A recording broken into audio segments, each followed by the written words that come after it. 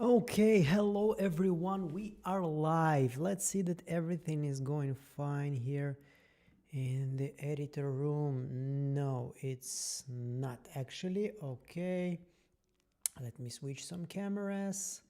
Cameras.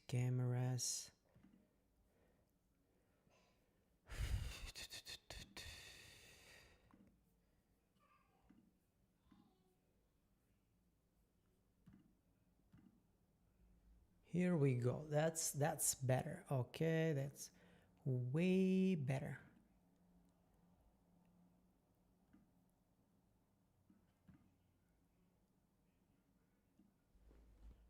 Okay, hello everybody. Hello. Today we're gonna talk about Pluribus, episode 8, season 1, and for me it is a breaking point. Up until this episode, I was not completely sure about this TV show because, yeah, they presented us with some mysteries, but still, I never got 100% confidence that the creators are taking serious the questions that are presenting to the audience. And for me, it was like, yeah, I know we have an alien virus or sort of a virus or something like this. Not exactly, it's more of a genetic code mutation, but still. And we also have like a reference to COVID, and we have a reference to that and to this. And every time I was like, yeah, they thought about the origins, they thought about the lore of their show, of their story, but are they committed to it, or they're trying to show us something else, or they may be focusing on something completely else? And after episode 8 with Kepler 22b, it feels like way more than just references. You know, like they have an idea in their head. I believe that they actually know and they thought about who sent the virus, why did this, why did they send it? So now it's way more interesting for me to dive in actually. And I didn't want to make a video because I'm trying to make bigger videos right now, and I wanted to do it live stream with you, talking to you. Hello there, real RS. Hello. I probably should have put the camera not here, but here in front of my face. Should I do it? Yes, it's probably gonna be better. Anyway, let's do this. 1 second, give me 1 second. Okay, so here we go.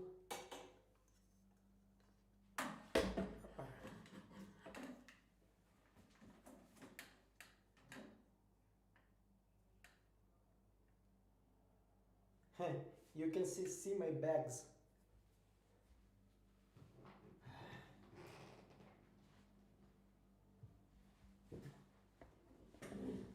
Yeah, I think that's better, even though it's just a little bit too.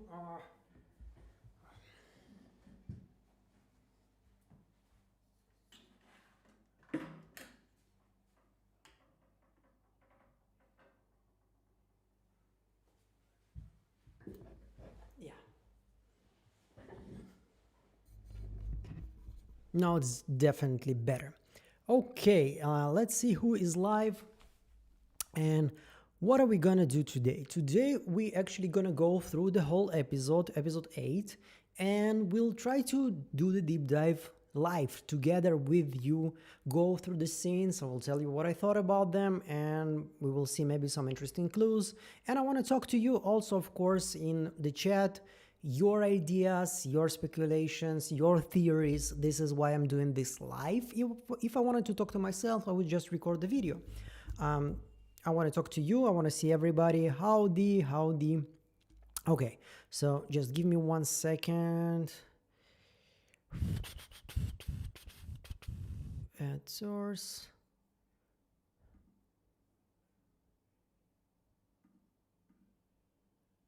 Okay. Yes. And remove that one too. Mm-hmm.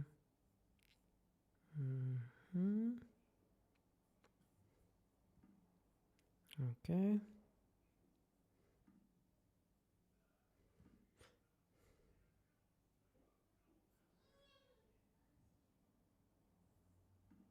So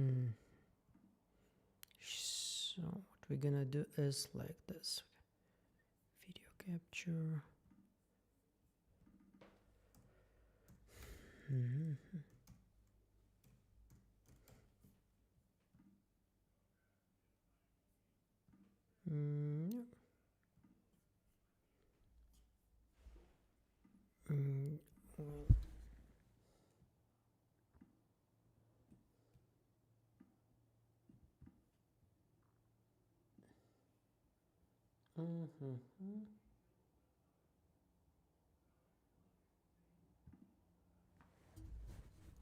Yep, something like this. So let's start.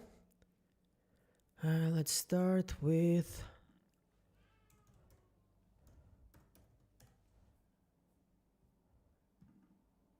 and I apologize in advance, the quality is not the best.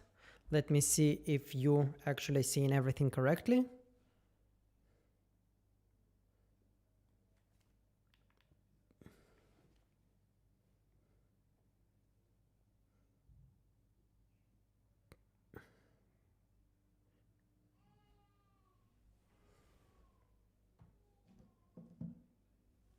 Okay, probably should make myself a little smaller here.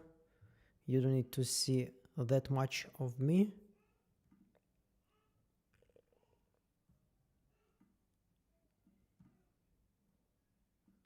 Like this here.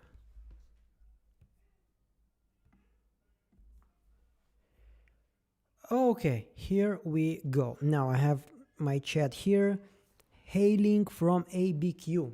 Okay, so the first scene, we wake up with Manusas here in the hospital in Panama, and honestly, I'm starting to get a little bit tired of Manusas. I mean, I do respect his choices. I respect him being that firm on his stance about not giving anything to the aliens, to the hive, to the we, but still, like, if I'm gonna wake up from almost dying and I understand that, you know, Hannibal Lecter saved me, I'm at least gonna say thank you. Okay, at this point on, being not taking anything from the hive is already being a little bit hypocritical. Like, you took the videotape, you believed the translation, you went there, now your life has been saved. If it wasn't for them, you would die. Okay, so maybe at this point you should just let them know that you want to write, okay, and not taking the hospital there like it's gonna help you too much. It's like it starts to feel like he was the hope for an ally for Carol, and now I don't think he is gonna be that ally. I think he's maybe gonna be too radical. You know, destroy them all, kill everybody. We need to throw the atomic bomb on them and rebuild the civilization from scratch. Just the 13 of us, or, you know, just the 2 of us, or something like this. I have a feeling like that. Okay, oh, chat, we need to talk about Carol sleeping with the enemy. Damn it, humanity rests on Carol characters' weak shoulders. We need Manusas ASAP. Carol, then now 5 help. Look, first of all, this episode gave a new meaning to the whole phrase of fuck the whole world, because Carol literally fucked the whole world, which is an interesting concept, I have to say. Now, I think that Carol still wants to save humanity, even with everything we're gonna see in this episode. I think she still wants to save humanity, obviously, and her sleeping with Zosha is not gonna change that. She's not gonna suddenly start, you know, like being overly emotional and try and understand what is going on with the hive and how they are basically so good, so we should keep them. No, it's not gonna happen. She values individuality. It's not gonna change. I think that Carol will be looking for the most humane solution, and Manusas will be looking for the most radical and the fastest possible solution. Like, if we can all destroy them all. Now, but once again, I don't think he's gonna be like, yeah, let's drop a bomb on them, even though they like allow us to do it. maybe it's going to be somehow connected, probably it's going to be somehow connected to the whole radio signal, to the radio wave that he discovered, I think 613 or something. This is where he heard some noise, and later we're going to see what it's going to be. So Manus is like, yeah, like this is not something moral person does. With all of his conviction, still, this person just saved your life. And I know in your mind, Manusis, you're probably thinking like, yeah, they saved me to eat me or something like this, but they could have eat you already while you were dying. So I don't know. I'm losing my compassion towards this character.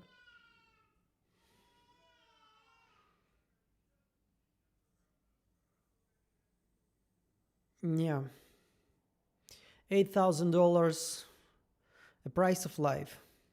So yeah, they're in Panama. I don't think there are that many like hints here or something like this. He's basically saying, I owe you $8,200, which he probably will never have. And that's it. He's leaving and he's running away to the hospital. As far as I see, no interesting hints. It's just like every episode, it kind of reminds me of the movie Constantine with Keanu Reeves. You remember the guy who was also walking from Mexico? He was with a spear that killed Jesus. Apparently killed Jesus, yeah. He was basically trying to bring it to United States. And every like time the scene changes, we would spend like 2, 3, 4 minutes with him. So every episode is right now showing to us how Manusis is getting closer and closer to Carol. And next episode that's gonna be aired on Wednesday, we will see how it's actually gonna go. Okay, hey you all, yeah, Manusis scenes are rough. I got some anxious watching head into the Darren gap. We need Manusis to support Carol, the most important source of information about the communication frequency. But whether it's good for more, we'll see. Yeah, definitely. It's the principle of the matter. He didn't ask for their help, and he's not going to accept it unless it's purely transactional. I understand. I'm not saying he's a bad person. I'm saying you are a little bit hypocritical at this situation. Like when you took their help, when you took the translation for Carol's message, when you took their help even though you didn't ask for it, when you're about to die and they saved you, okay? Maybe just change a little bit of your behavior. I don't know, but maybe it's just me. Maybe I'm wrong here. Anyway, let's move forward. Okay, here we are more focused. We're looking for interesting clues. Now, I have to be honest, full disclosure, I still haven't watched Pluribus the way I watch it. Okay, I watched every episode, but it's not like I deep dived into every episode. As I told you, the breaking point was this episode, and I'm working on my From video right now, so I didn't have that much time, but I'm definitely gonna do it, and I really want to make a big video about who is the Hive, how it works, where did it come from. I have some theories about it already, but I need to build to see more, clues, more evidence, more observations to see if my theory has any water to hold, and if not, maybe it will bring me to some different conclusions. But so far we have like, yeah, Carol's trying to a different approach here. She's trying to basically make friends with them to get more information, because I can have blah blah blah. So we have like awkward small talk. Okay. Probably there's a lot of symbolism here in this image. I'm not aware of it.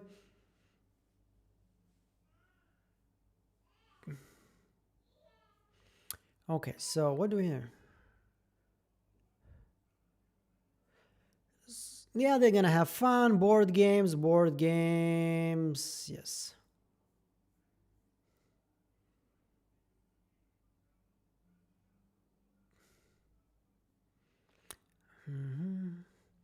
I know what you mean. It isn't reasonable. I just get it. Hopefully Manusis will recall Furia. I saw a theory that maybe he could die after passing the information about the radio frequency to Carol. I like Manusas a lot and really want to see him in season 2. I don't think they're building up this character just to kill him off in the end of the season, even though it's Gilligan, so everything can happen.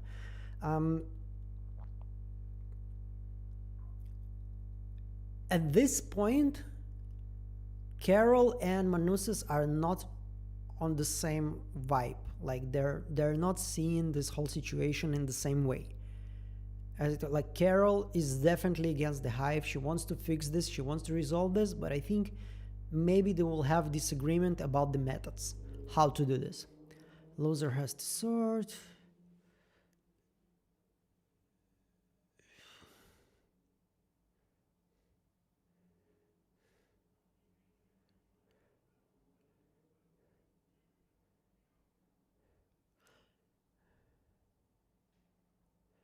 So yeah, they know all this information. Like I don't know if it's a new information for anybody, but I think it was pretty obvious. They have all the information that people knew all the time, but they don't create new information. Okay, it's like playing cards with fucking Google. So everybody's coming back. Yes.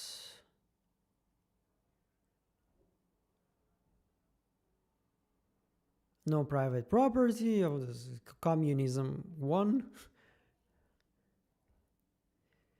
So they're all sleeping in this place to conserve energy, to prevent as much as possible energy spending, because it's way easier to light a big building than to light a lot of small ones.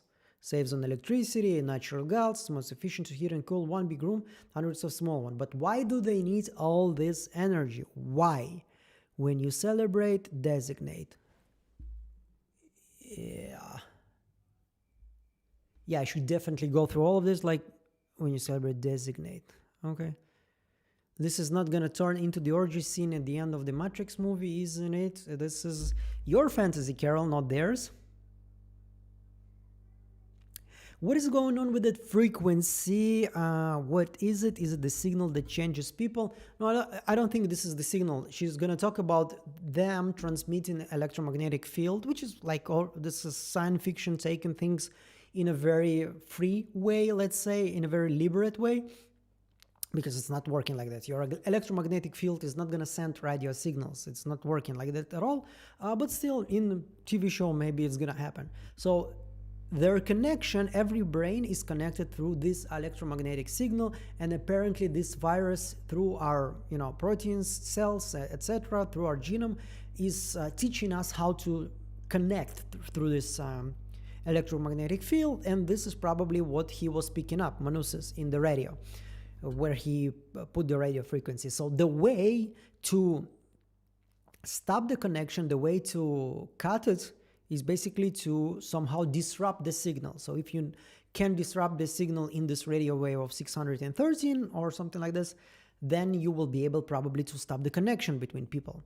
And we know from this episode that there is still some individuality in the people, in the hive.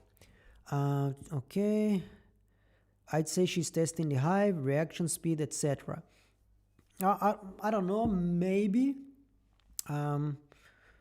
But it feels like not in her character. Okay, this is something that a military person would think about, or someone who's into sports, someone more physical. Now, she's a writer, she's gathering information. From Manusas, we have to understand that he has no information. The other half, also, he is religious. There's a chance he sees the hive as people as possessed, so imagine being surrounded by demons. Scary. Yeah, this is really scary. But then again, if demons are saving you from a certain death, yeah, I don't think he sees them as demons. I think he sees them as body snatchers, like in the movie, which Gilligan even said this is like one of the sources of inspiration. It is definitely a scary situation. I'm not saying that I would be like the French guy, yeah, let's enjoy, let's be friends with those people. No, definitely I would be also very scared. This is a terrifying situation. But we can see that Carol manages to use them which is a smart move. Or no, maybe episode 9 is gonna turn everything upside down and we'll see like maybe the hive was manipulating her all along. So let's see what's gonna happen.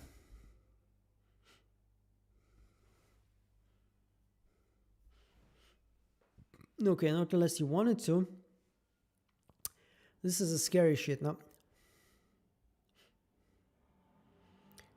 This dog is not one of you. I think this is a very important detail, and keep it in mind. The dog is not one of them. So the virus affects and spreads only to human beings, Homo sapiens, right? I think this is a pretty important detail because though he's a very good boy, he's Bear Jordan. Okay, Bear. I was expecting Carol to take him home because you need a companion in this situation, especially when you're all alone. But you know, Bear is fond of Malcolm there, so they take care of him.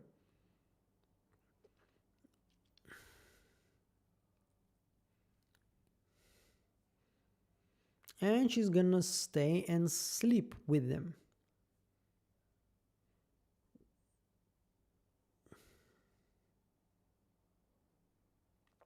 Now, people are hugging. Some people are hugging, some people are not. And once again, this raises a couple of questions because since they are all into energy preserving, and so you can even save more energy by hugging if it's really cold in this place. Or maybe I'm just already nitpicking here. Anyway, like this is a very like efficient way to preserve energy. So she's coming back home and everybody's friends right now. Yay. Here is the board. The first board is, about the book. So let's see what we have so far on the board. Eager to please would give me a bomb. Can't kill not even a fly. They can't attack or force anybody to the virus right now. But when in episode 1 everything happened, they had no problem with grabbing people and kissing them and transferring the virus that way. So suddenly at some point they decided to stop. So my theory, and I hope there's going to be some explanation about it, is because the virus, the disease, it has priorities. Like the first priority is to expand to a critical mass. When you reach the point of no return, like there's no way humanity can reverse this, then you stop with all the forcing and grabbing people and kissing them. So yeah. Maybe the only thing that makes sense, because why suddenly stop? Why not just keep forcing? And like if you were able to force somebody and kiss them, then why not just grab Carol, put her in the laboratory and do some tests on her until she's fixed? So yeah, maybe we're gonna get some explanation about it too. Don't play faves, love all jerks the same. Trying to change me, which is very important. She put a lot of stars on it. And they're weirdly honest. They can't lie, even though they say they can't lie. Okay, in this episode, Zoshi is going to refer to herself as I want to do that, I want to do that, which can be interpreted as sort of a lie. Okay. So let's see, she's going to add some stuff. They eat people, which is important. Okay, so this is the moment they look at the trains and the trains are transferring food.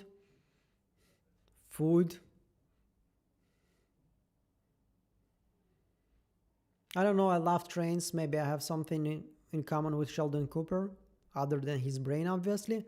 But I also love trains. If I would have an option to travel the world by train, I would travel every country by train.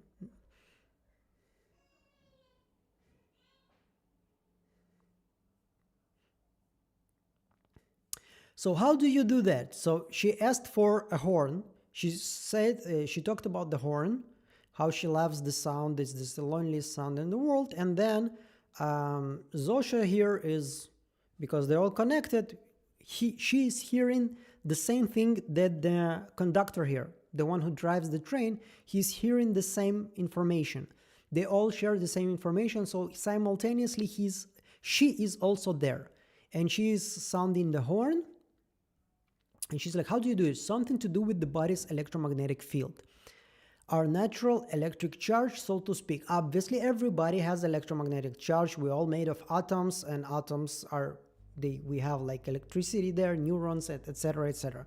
So we all have an electromagnetic field, but it's super weak.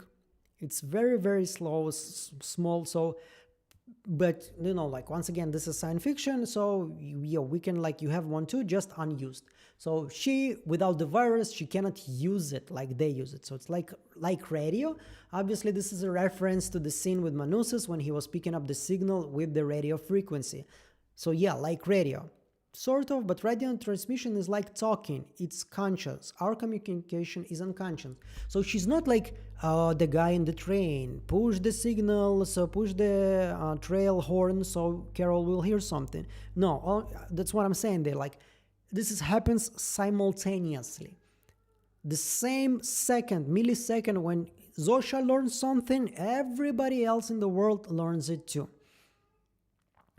It's like breathing, yeah. So no, there's still a lot we don't really understand by themselves. So they were infected, but they don't know anything about the virus. So once again, it explains they are not connected to anything from the alien world that sent this message. Why do you still need trains anyway? It's food distribution, yeah. So here also an interesting information about the hive. You're getting a massage right now, but technically it's you giving it to yourself. Yes. You giving me a massage. Yeah, that's true. Everyone feel what you're feeling right now. Is the whole world? No, not exactly. Now, this is something I have trouble with.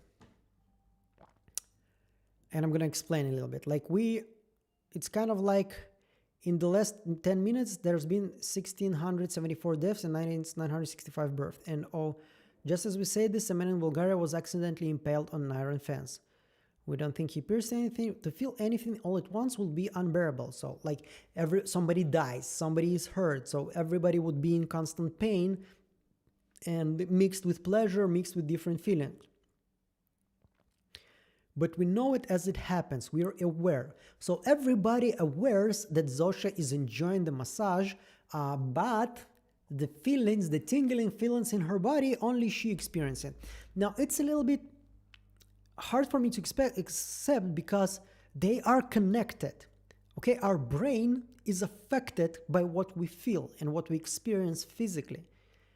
It has, like, obviously it's more powerful when we think about something and then we feel it. Usually, like 100% of the time, a thought is always comes before the feeling. Always, like you think something and then you feel it. But it's not a one-way process. You think something, you feel something, you kiss somebody, and then you start thinking something else because you felt something, and then it goes like this in the circles. So they all aware that Zosha is enjoying right now, but it's not adjusting her at all. So she's able to experience something individually. So it means there's like some 2, 3, 4% of individuality of I is still there. It's not completely disappeared. You cannot just feel something and not experience it here. I hope I make myself clear. We're aware, just aware that you just got goosebumps.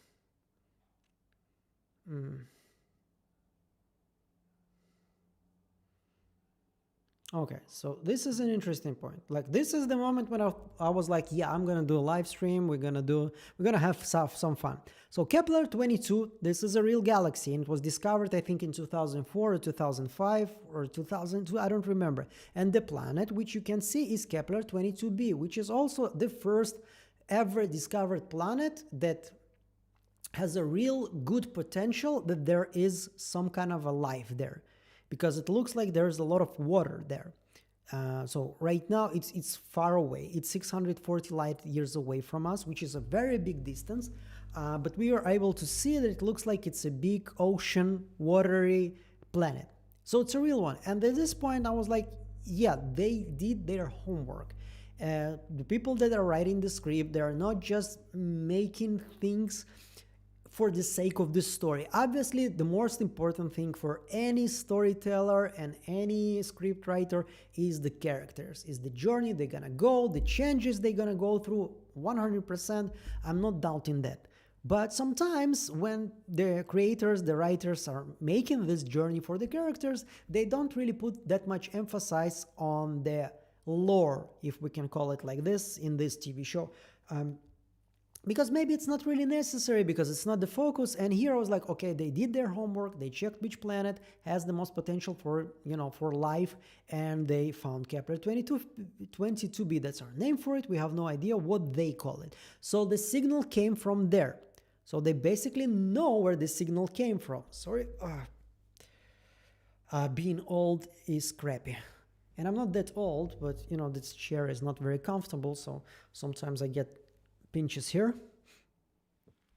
So first, like, they know exactly where the signal came from, and I don't remember episode 1 that well, but I don't remember all the scientists actually saying that this is from Kepler 22b. I don't think they even knew where the signal is coming from. So this is something they were probably able to discover already after the whole hive incident.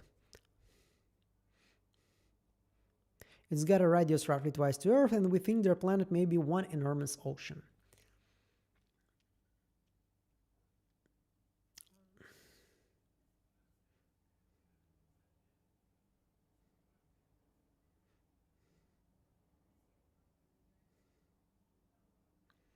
Now, this is also a very romantic moment, of course, looking at the sky, the stars, and suddenly there's a lot of darkness because it was done just for you. But I have a couple of questions, and I would love to know what you think about this. They are not in contact, the hive is not in contact with Kepler 22b. They don't know who is there, they don't know who is alive there, who sent the signal. As far as we know, the signal maybe was sent like even before the humanity was even existed. Now, if we're gonna check, if we're gonna check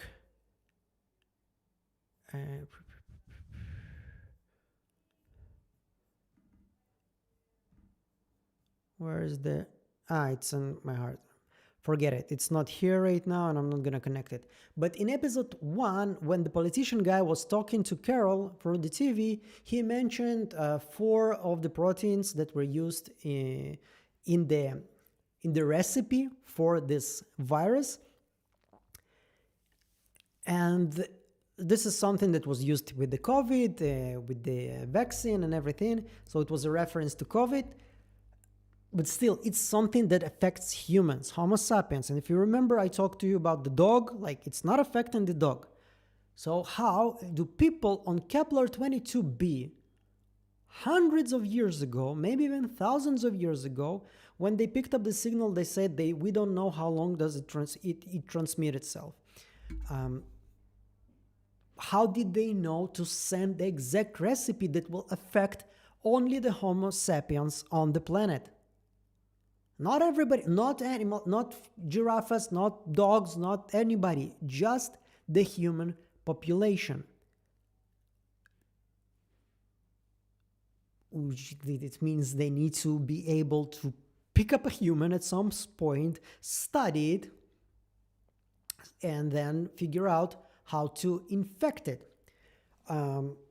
Or maybe, and this is just a crazy theory of mine, and I don't think the TV show is going that way, but maybe humanity that we're seeing here on Earth, in the TV show, obviously, I'm not a conspiracy theory guy, but what if humanity on this TV show is also an alien form of life on the planet?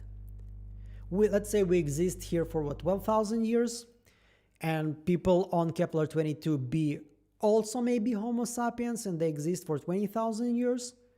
And this is how they know that maybe there was some kind of an expansion project from planet to planet by Homo sapiens, and we as humans just forgot it. This is completely out there, okay? There is absolutely nothing to support it, but the whole thing that doesn't work here, I mean, the creators emphasize the fact that the hive virus is working only on humans. And they did enough homework to tell us which kind of proteins worked in this recipe.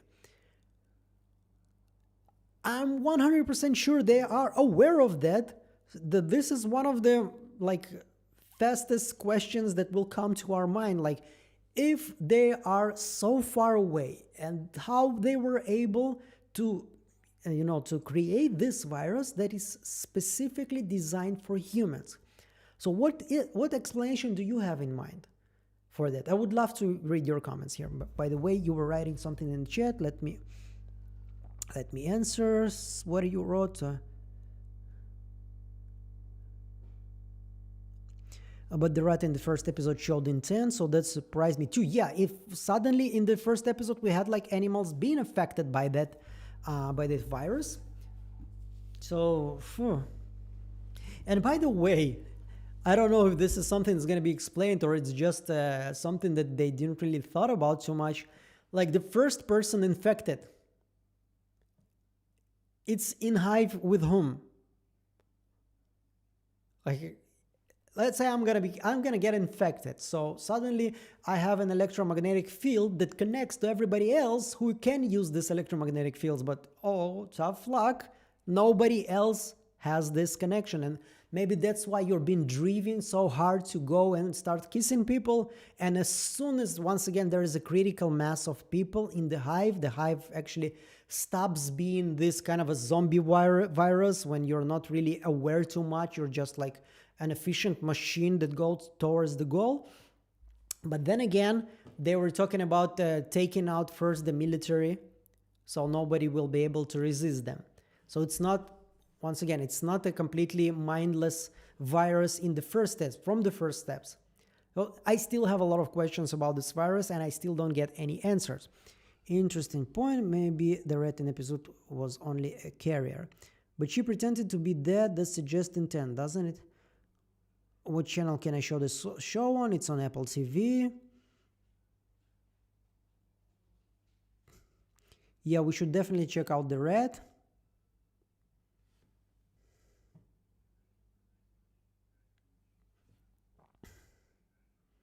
Maybe they can infect other mammals too, not only humans. Whales communicate with frequencies too. Maybe they can be infected easily too.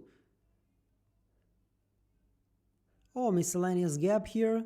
Nice to see you. Love your content, watching your videos. Not all of them, unfortunately, not that much time, but always trying to tune in when you're doing a video. If you're connected by radio waves, can the signal easily be blocked underground? Like, if Carol took Zosha into a fallout shelter, would she disconnect from the hive and become individual again? Well, not very savvy with radio signals, I have to say. But she even said it's not like a radio signal per se, she just gave it as an example. The whole situation, they picked something scientific and they went completely fairy tale there. Like, you're not gonna use the electromagnetic field from the human body as radio. It's not gonna work. Well, if you bring truth to science, unless they have broken the laws of physics, there's no way. Yes, thank you, Vic. Is there a Twilight episode that suggests this, where refugees fly to Earth and the main character's last name is also Struka? Twilight? I'm not very savvy with this TV show. Twilight Zone, I think it's called. It's the 60s, 70s in United States. That's not something I grew up on, basically because I'm not American. I would definitely love to watch it sometimes because I can see Ben Stiller taking reference from them in Severance, and I see Gilligan taking reference from there. I saw some video on YouTube. Someone was talking about, I forgot the name of the YouTuber. I didn't see the whole video because I'm trying to avoid as much as possible videos about Pluribus. I don't want to be influenced too much by other people's ideas. I want to make my own theory first. So I watched like 2-3 minutes and I saw like this is going to be a very deep into the rabbit hole, and I stopped. But yeah, there is probably some kind of reference to the Twilight Zone. Now, I hope, just like with Severance and like with any other show, I don't want the answers to be in a different TV show. It can be a reference, it can be an inspiration for you as a creator, but if you're making something, you're making something new. And if you're like presenting a mystery, this is going to be a bad writing if I can watch a different TV show and realize, so that's what's going on. I had, by the way, I was surprised today. I was reading a little bit about the TV show, and it was written like Gilligan took inspiration from the Twilight Zone, from the Invasion of Body Snatchers, and from Last Man on Earth, which is a great comedy, and we talked about it in my previous live stream, and I had a similar vibe here. Even though Pluribus is way more serious, Last Man on Earth is completely just a ridiculous, a little bit absurd comedy.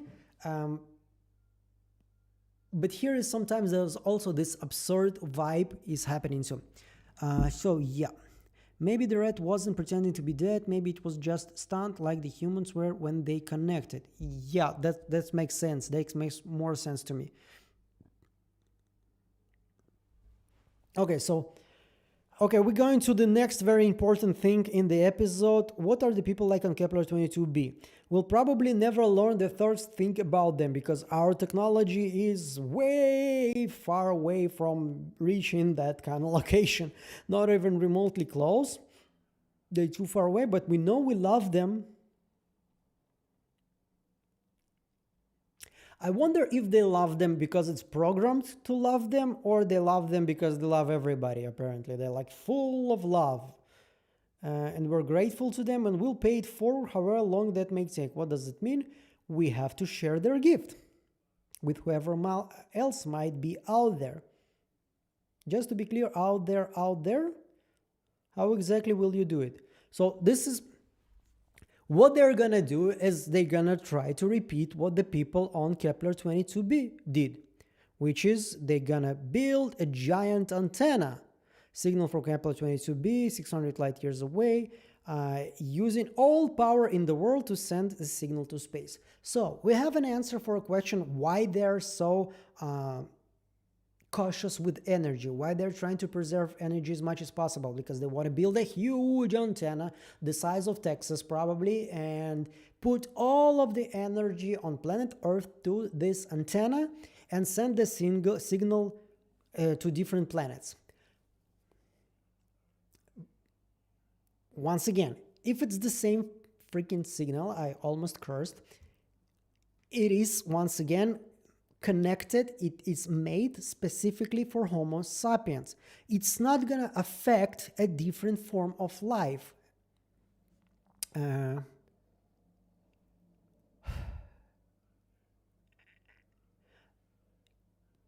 Even like if, let's see if I can do this right now. Probably not. Let's see, 1 second. No, if I'm gonna disconnect here, I'm gonna lose my internet. I don't remember the names of the protein that the politician guy was using. I cannot open the first episode, I don't have it here. But I think that the proteins that he used, they are specifically human being. They are not gonna be affecting animals at all. So they even used the proteins that are human beings, Homo sapiens biology. So, coming back to my crazy theory about human race with some kind of expansion project all over the universe, let's say we originated not 12,000 years ago, but 1 million years ago. So we were on Kepler 22b, and then we didn't start with Kepler 22b. If they have the urge to build an antenna and send a signal, it kind of makes sense that people on Kepler 22b probably went through the same shitty process. They were maybe independent, they were maybe individual, and at some point they were infected with this virus, and this is 100% a virus already, because this expansion, this infecting everything, this is a virus behavior. And they are basically, maybe were also infected by this because somebody sent them the signal. We don't know if we are the second, the planet Earth. Maybe we're 22nd or maybe 222nd already in this formula. So if this really, if this signal works only on Homo sapiens, then it has to be Homo sapiens on every planet. So how is it even possible? Because like only like 100 years ago we were not even flying, or we were flying already. But still, we just learned how to fly 100 years ago. So how did we expand to all those planets? How there are so many people, human beings on other planets and different galaxies? Maybe because we didn't originate on Earth. Maybe this is not the place of our birth. It's hard to talk in English, trying to hide my Russian accent when I didn't practice for a while. So yeah. Okay, so moving forward, signal for individuals feels, everybody knows, hive mind, blah, blah, blah, ocean world. That's what I said. Kepler 22b is an ocean world. We no clue what Keplans are like. Anyway, but then again, like I'm not convinced by myself in this idea, because it would take the show to exploring something that the show is really not about. The show is about social behavior. It's a metaphor for something that's happening in the world.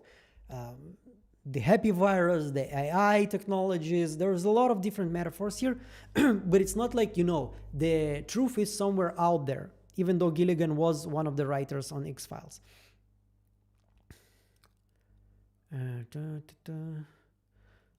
So yeah, the markers are gone. And this is also a very interesting thing for me. Like, does this mean what we think it means?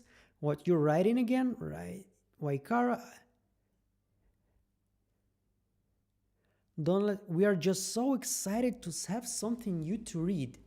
Like, what do you think about this moment? Is it Zosha just being nice to make good with Carol, so she will be happy and she's like, yeah, we love Waikara so much?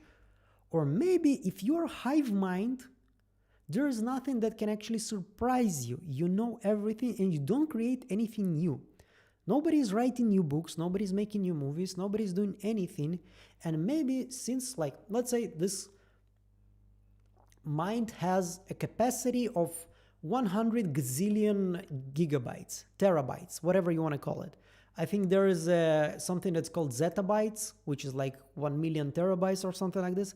Let's say hive mind is 100 zettabytes of information, but it's not expanding, right? There's no new information that is coming to the hive other than some interactions with Carol. So maybe it kind of wants it. Maybe it's one of its impulses to become bigger, to learn something new. And maybe this is why they're keeping those people that are not infected as happy as possible, and they serve them as much as possible so they will have new experiences. I don't know. Once again, maybe it's out there, maybe it's a stretch. Maybe it's just a survival instinct, because if Carol or anybody else is gonna be unhappy, they all gonna fall and start, like shaking like they're in a dance Russian dance party. But I don't know. Maybe there's something else here. I would love, once again, I'm here chatting with you, and I want to know what you think about this. Thank you. I dig the accent, and I understand you just fine. First of all, happy to hear that. I know that some people will like it, some people will dislike it. I'm not trying to be liked by everybody. It's a very, it's not gonna happen, and it's not really worth the goal. But it's also a little bit difficult to come with words. Sometimes when sometimes I think faster than I talk. Like when I speak in Russian, I can speak as fast as I think. And here, sometimes I need to chase my own thoughts, and I need just a little bit more practice. I need to make more of those live streams, and I'm definitely gonna do that more. There was a big break of 3 months, and hopefully it's not gonna happen again, because I really wanna be in touch with everybody. I'm opening my Discord channel. The video on From is in progress. Yeah, and definitely gonna be a Pluribus video, and maybe eat dairy and everything else. So yeah.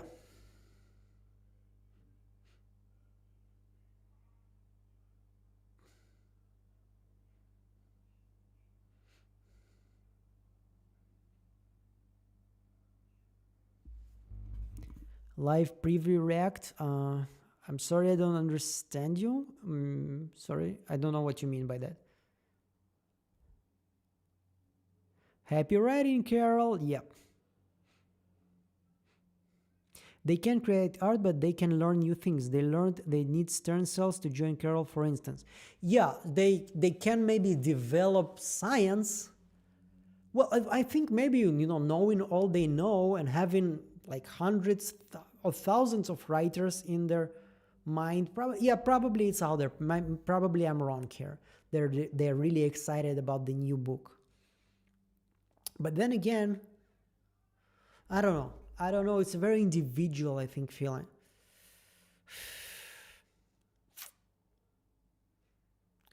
I really hope this TV show is not gonna be it was friends we made along the way and the answer was always love or something like this. Because and then Zosha and Carol fell in love and love beat the virus, and I hope not. I have a lot of trust in Gilligan and hopefully he will deliver something better. But yeah, probably my idea is that they need Carol to write something new because they need something new and this is their instinct. Probably it's not true. But then again, I'm not gonna throw it in the trash still. Maybe there is something there. Maybe not exactly this, but maybe there is something there. Like probably 99% you're right and I'm wrong here.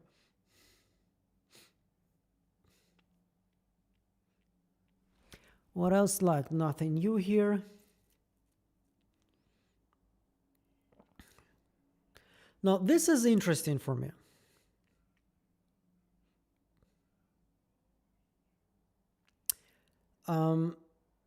She is good at playing cricket because she has combined knowledge of every living croquet champion. A bit of an advantage. Hitting a ball is a muscle memory. But reflexes are being powered through our brain. It's just very fast. It's so fast that we are almost not aware of it.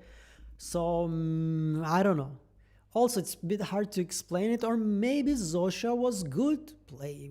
Before she became part of the hive, maybe she was also good playing croquet. You see, like here, she cannot lie as far as we know, so she doesn't even know. Because if she knew why they are able to share muscle memory, she would answer. She cannot lie, or they can. And they lied about not being able to lie. So maybe you just suck. They making fun. This is already flirting, like, oh, you suck, I'm gonna beat you. This is like feels a lot like a second date. When two people like each other and they can tell each other that you suck, oh my god, you're horrible, when the other knows exactly that you're mean completely opposite in this situation. So this is teasing, this is flirting. I'm gonna beat all seven. What was your best day writing? No such thing, really. You should know. That's like asking what was the most fun you ever had getting a interview.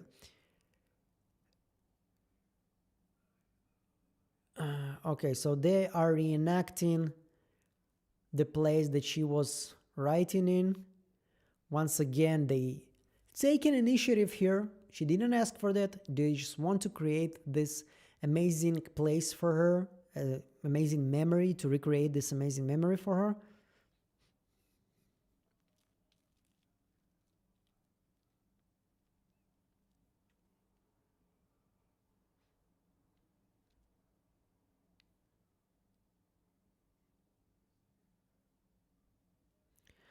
Yeah, the mattress, I don't think there's too much information here. I think somebody said this is a reference to Breaking Bad or Better Call Saul or something like this. I love both of those TV shows, really, really love them. I think I watched them like twice or thrice, 3 times. But still, while I'm looking and deep diving into Pluribus, I don't really care. They rebuilt the whole place.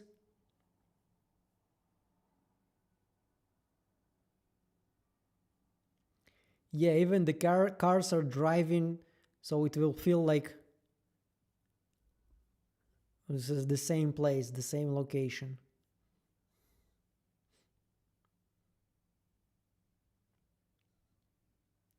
She's very angry because at this point she already understands that she really likes Zosha. And she's attracted to her, and this is a feeling it's really hard to resist. I, I hope I came here correctly. I said it correctly. Resist, I mean you have to control yourself if you feel in attraction towards somebody, but you cannot just switch it off. That's what I'm trying to say. So this is why it makes her so angry, that she's attracted to just a body that's been infected by this hive mind. This is not like a human being, Zosha, who has her feelings and ideas, and she has chemistry with Carol, which is like, why you keep calling yourself we? Call yourself I.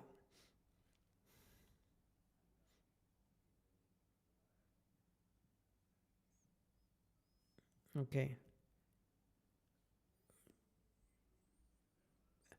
It's interesting that she asked about Bree, but she didn't ask about Zosha, what she did before the joining.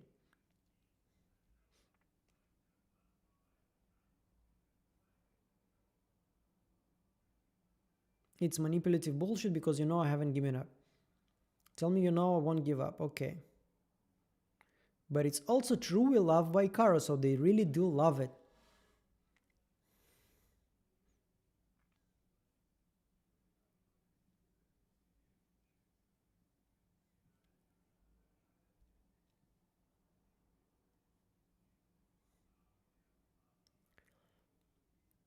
Once again, they are taking a lot of initiative to do something nice for Carol.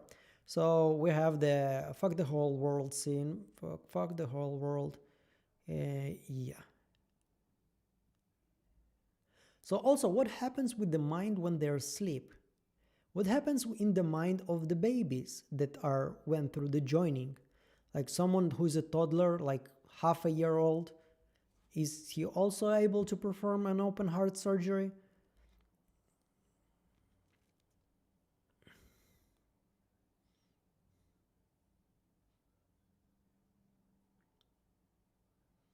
So this is chapter 1.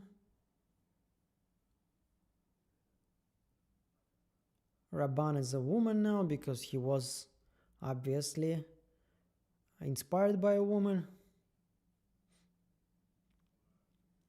Now, what do you think here? Is Zosha playing or is she really that excited about this? Like, oh my god, the shapeshifters of Goldenbray.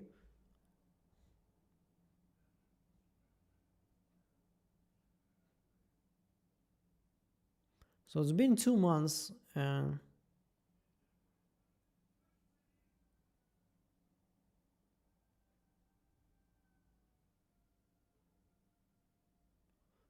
We have radio here, specifically for Carol, apparently.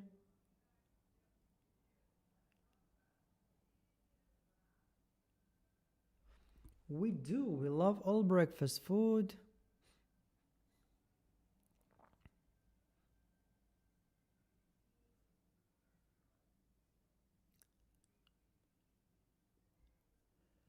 So I love mango ice cream. So this has to be the memories of Zosha already. There was an old man in my neighborhood, sold out the card. I would watch the sheep leaving Gdańsk. Okay, so this is Poland. And when we meet her for the first time, I think this is Libya or something like this. So Middle East, Eastern Europe, it's like not really close to each other. Yeah, I definitely need a backup story about Zosha, like what was she doing before the joining.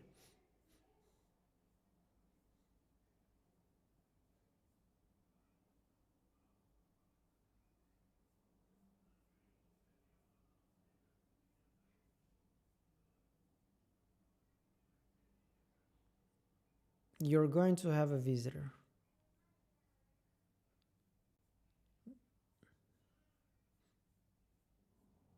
No, I have to say about Manusos, he's definitely a fighter.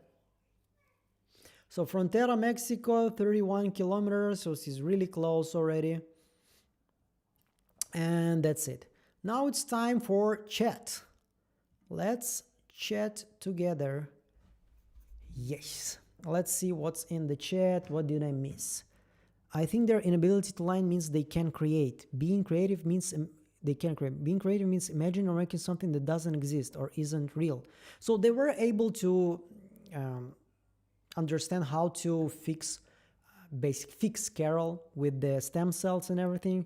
I think the hive feels responsible for the unjoined like a parent feels responsible for an undeveloped disabled child. Well, this is interesting. They were saying like she's drowning and she doesn't even know that, and they want to save her from being like an individual human being. Like my hair thinks it's individual, so it's trying to live its own life. So they can do science, understand what's real, but they can't create art, envision something not real. Maybe there's a point to that. Our need for connection with other people makes us vulnerable. Maybe she's angry that she needs a non-human to meet that need. Yeah, this is saying way more smartly what I was trying to say. In the new book, they talk about the cave where the time can be turned back. I bet they go into a mine or something where the frequency is ultimately blocked and Zosha is separated from the hive. But then again, if you're separated from the hive, how does it work? Think about this, like you were being connected to the hive for 2 months already. And according to them, this is like bliss. This is like the best feeling ever. This is like, I don't know, this is like winning the lottery every second while you're having sex, while you're being massaged, while like and multiply by 100. And you know everything about the world. And suddenly you're back to yourself and you're like, okay, that was fun.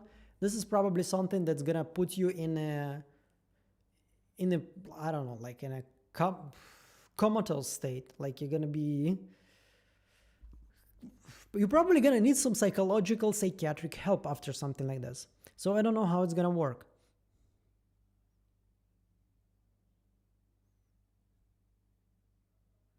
I don't know if you talked about this already, but the joints seem like they are AI or controlled by AI via their electromagnetic waves. What do you think? An interesting metaphor at minimum. What are your theories about episode 9? I don't know. I think what's gonna happen is that Manusas and Carol gonna meet. I think there was like, I saw the image already on episode 9. They're standing in front of each other, so they're gonna meet.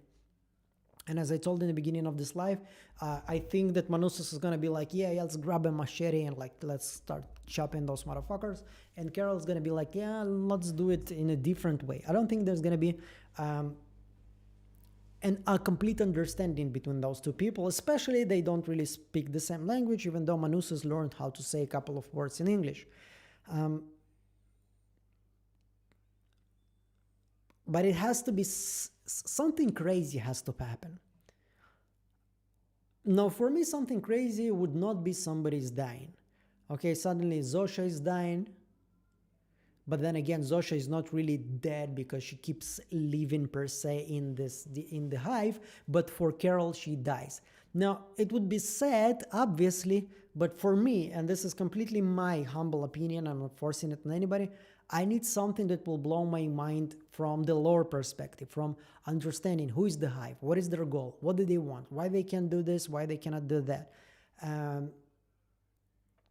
If it's just gonna be, oh my god, Zosha is dead, yeah, sad, yeah, cliffhanger, but it's not gonna make me go crazy. When is season 2? I need to know what's gonna happen with Zosha who got shot or something like this. I need something else to blow my mind, and hopefully it's gonna be something else, because I'm not that, like, I like the whole fact, the romance and everything, but this is not why I'm coming to this TV show, and I just want to learn as much as possible about the hive. This is what interests me, so hopefully it's gonna be something like this. They didn't show the dog pet for no reason. She's like a pet to them. Now, once again, the dog is there to show us that the virus affects only people. This is a human virus. So how somebody on Kepler 22b, who is an alien, who lives in an ocean world when there are no ground, are no earth, just water, water, water, and a lot of water, how did those people know what signal to send? So it will affect Homo sapiens.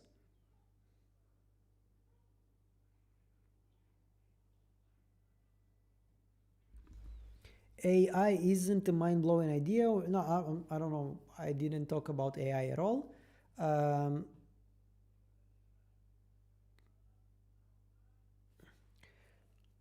It has to be for me. It's not like I'm looking forward to it, but something that will blow my mind if it's be like something that the hive is completely lying to everybody and they have different goal or something. I don't know. Like they're not just eating people that died; they are killing people to. I don't know. It has to be something crazy because right now the stakes, even though you understand in your mind that the stakes are pretty big, there's whole of humanity on the stake here. It still doesn't feel like it's very urgent to save the human race. It's not that bad. I mean, everybody's alive, everybody's happy, no crime, no anything. Yeah, no individual, obviously, nobody to enjoy that there is no crime other than 13 people. But once again, it doesn't feel like we need to save everybody right now, please. Like there is no that urgency like in a zombie apocalypse movie or something like this when everything is fucked and we need to do something just to survive. The writers are leaving all kinds of clues, multiple mentions of heroin. Carol mentions don't ask a drug dealer about his heroin. Hive mentioning the hive buddies recovering from addiction. Maybe something there, but so far I don't see how it can be connected. They've already said that she's frozen eggs and the hive knows that too. It's possible to extract stem cell from them. Yes, definitely it's gonna be, maybe they're gonna try to force her and that will force her to react and maybe, attack them or maybe get angry and start yelling. So they will be like, but they cannot force her because once again, if they're gonna elicit a reaction that will make them all freeze and start shaking and die.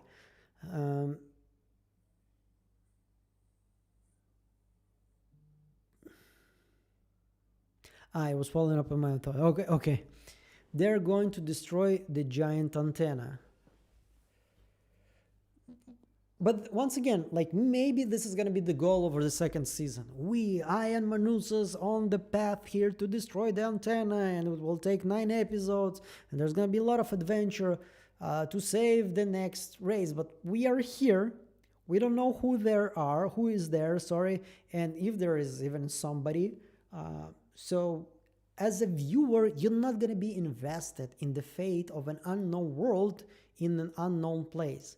You are invested in the fate of Carol and the other people who probably would not be against to become individuals again. I like the fact that we don't know, that I don't know at least, and I don't have that strong theories about what's gonna happen in episode 9. I like when a TV show makes me think and not come to an easy conclusion. Like, you watch some TV shows and like, this is what's gonna happen and this is what happens. Oh, and now this is gonna happen and then this happens. And you're like, oh, okay, am I writing this or somebody else actually wrote it? So yeah, I like the fact that I don't have any valid theories. They promised us episode 9 is gonna blow our mind. I think Rhea Seahorn said that the end of the season is gonna completely blow everybody's mind. So hopefully they're gonna deliver on this promise, and it's not gonna be vanilla episode where nothing happens. But then again, it's Gilligan, and we know he knows how to finish freaking seasons. Once again, think Breaking Bad, think Better Call Saul. Every season ended on a very strong note.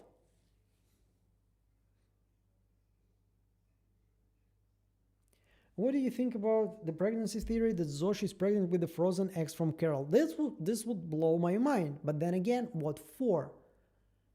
To connect her, to tie her?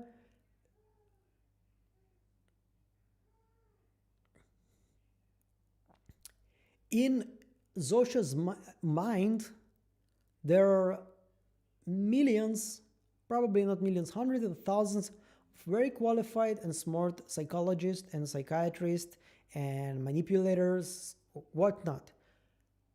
So, them not understanding that this move would probably resonate very negatively with Carol, and she would be very angry that they took her stem cells without asking her and she got pregnant from those stem cells and then I gotta have a child, and she didn't consent to any of that, it will be a huge violation of privacy.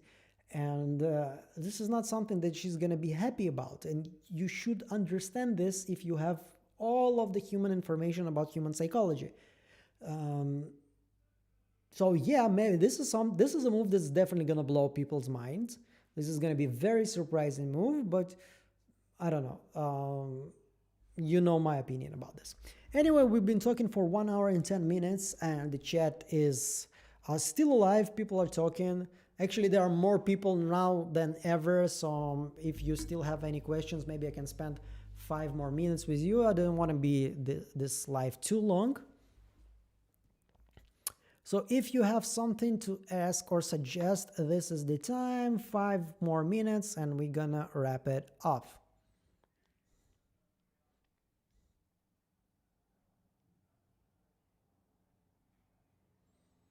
I didn't notice any pouch, but then again, I was not looking too much.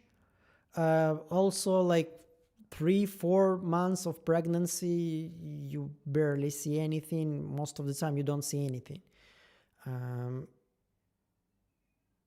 And it's been only 2 months since the joining, so this is not a period when you actually see a belly or something like this. Okay, everybody, so we'll wrap it off. I know this is like more live, not me like just giving information, but hopefully you enjoyed this time. I definitely enjoyed talking to you, and we're gonna do some live streams more. And right now I'm actually like, consider it advertisement, because it will sound like this, so let's make it like this. I'm gonna try right now to, first I'm gonna talk to my wife, see how she's doing, because she's not feeling well. If she's feeling well, then I'm gonna move to Patreon and rewatch the first episode of season 1 of From with my patrons, with sponsors. Obviously, I cannot do this on YouTube, and I wanted to do something for my sponsors, something that they will have nice things, something that only them can have on my channel. So yeah, if you're interested in something like this, but once again, if you are thinking, oh my god, I have to watch the episode right now with Igor, I'm gonna go and subscribe to Patreon. If it happens, it's a good thought for me, but don't do it yet. If there's gonna be a live, I'm gonna announce it on YouTube first. If not, I'm just probably gonna go help my wife with the child. She's not feeling well, and my son usually very active at that time, so probably she's gonna need my help. Yep. Yeah, advertisement for my Patreon, whatever. Have a great day, everybody, wherever you are in the world, whether it's morning, day, or evening. Have a nice time. I hope I'm gonna see you very soon. I hope, no, you know what? I don't hope. It's like almost 100% that this week you're gonna see the From video. It's still a lot for me to do, but I'm doing a lot of progress. So From video is like this, the next weekend, the one that's coming right now, or right after this one that we are right now. This is the deadline for me. Like, no matter what, I have to release